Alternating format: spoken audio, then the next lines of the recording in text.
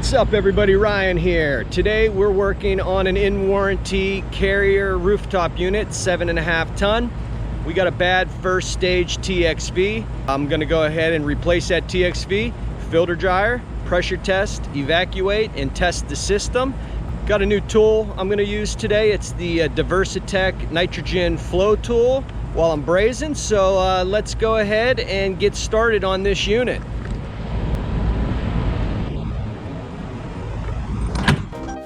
All right, everybody, I got the refrigerant recovered from first stage. We had another tech out here and they determined that the TXV is bad. So I'm gonna go ahead and unsweat that TXV, get the filter dryer out of the system, and then we'll get everything brazed back in and see we can get this unit back up and running.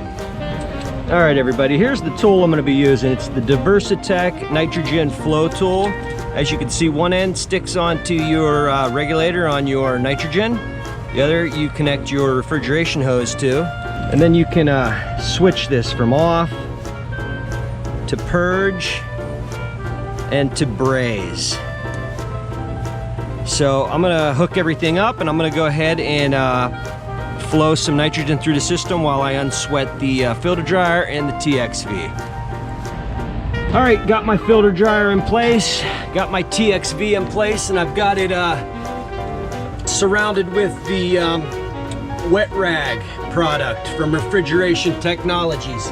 I'm sure a lot of you guys have used this stuff, but if you haven't, it's called wet rag heat blocking putty from Refrigeration Technologies. I've had this container about a year. I've used it on numerous TXVs. It's pretty awesome. You know, once you're done, you just pull it off, stick it back in the container. If it dries out, put a little water in it, it's good as new.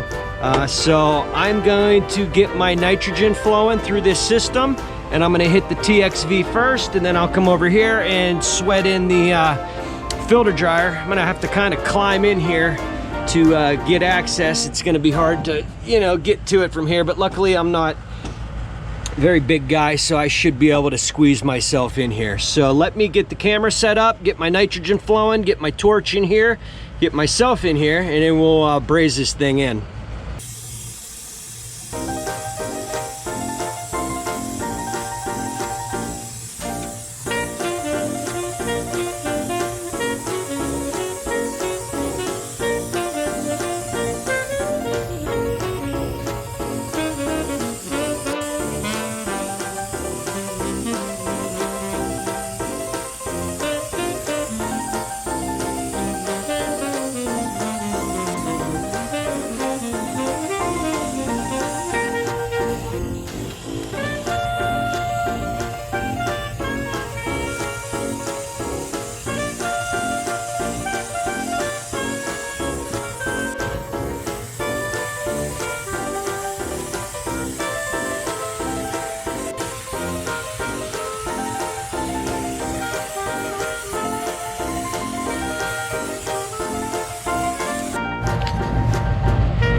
All right, well, I'd call that a success.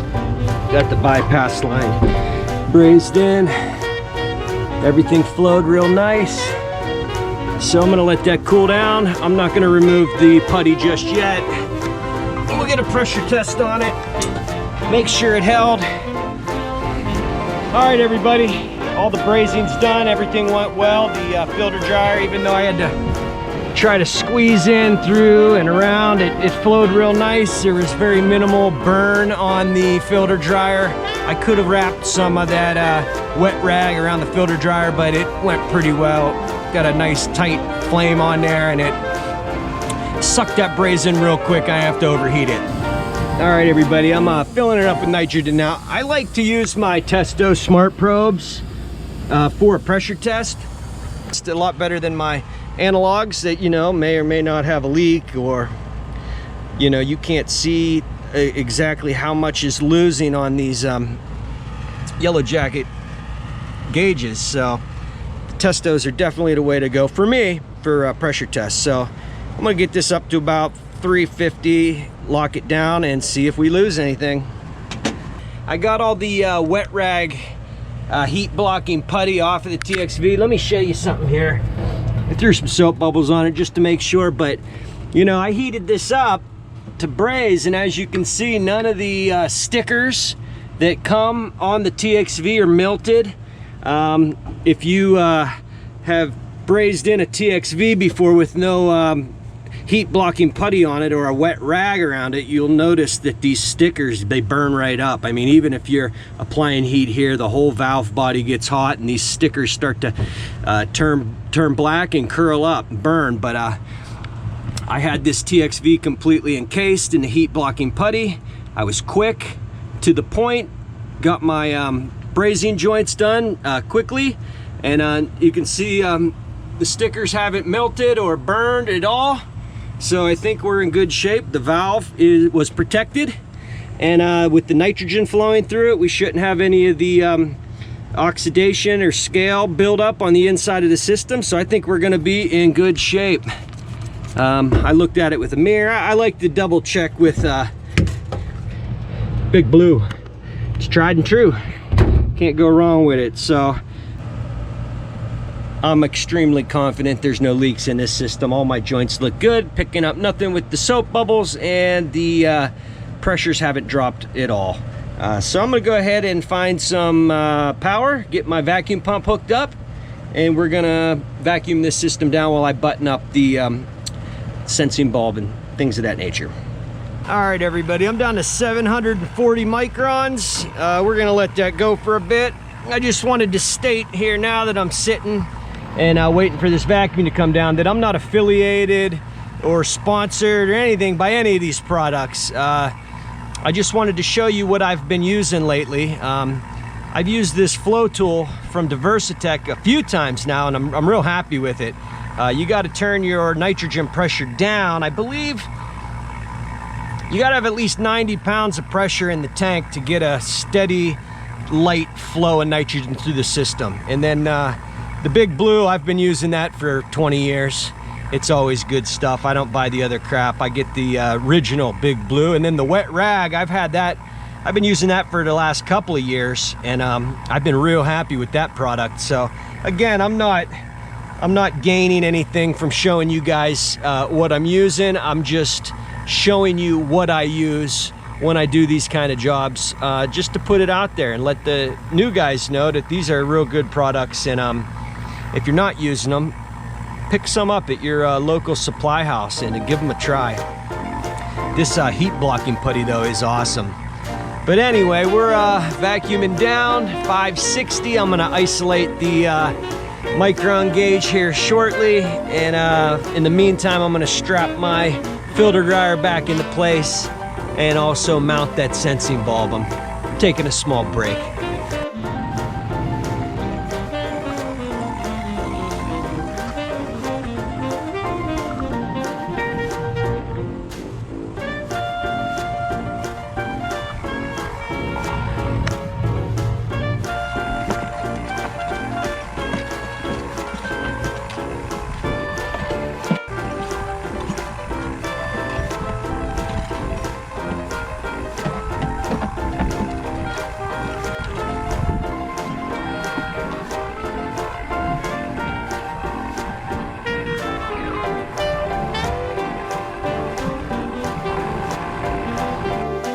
All right, everybody, 340 microns is where we're holding. I've got it isolated to the system. Got my refrigerant bled out to my manifold. We're gonna go ahead and charge it up.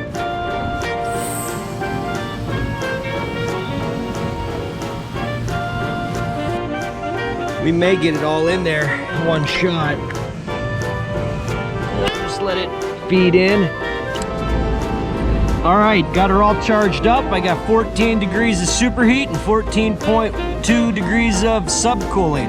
I went ahead and weighed in the charge. I'm gonna let this thing run for a bit and lower all my stuff down off the roof and make sure we're good to go here. All right, everybody, I had an 18-degree temperature drop across the evaporator with just the first stage running. I just heard second stage kick on. So we got 76 degree return air. We're supplying 58 degree air right now. Like I said, I'm gonna let this thing run for a bit. I think we're gonna be in good shape. 15.3 degrees of subcooling, 13.4 superheat. All right, everybody, I'm all finished up with the TXV. Everything went well with the Diversitech nitrogen flow tool, using that wet rag to wrap that TXV. Everything worked out real nice. The units were operating properly, and I'm gonna clean up my tools and get out of here. So I definitely appreciate you watching. If you're not already subscribed, please hit that subscribe button for me. Hit like, leave me a comment, hit that bell icon. That'll notify you anytime I got a new video coming out. I definitely appreciate you guys watching, and I'll see you on the next one.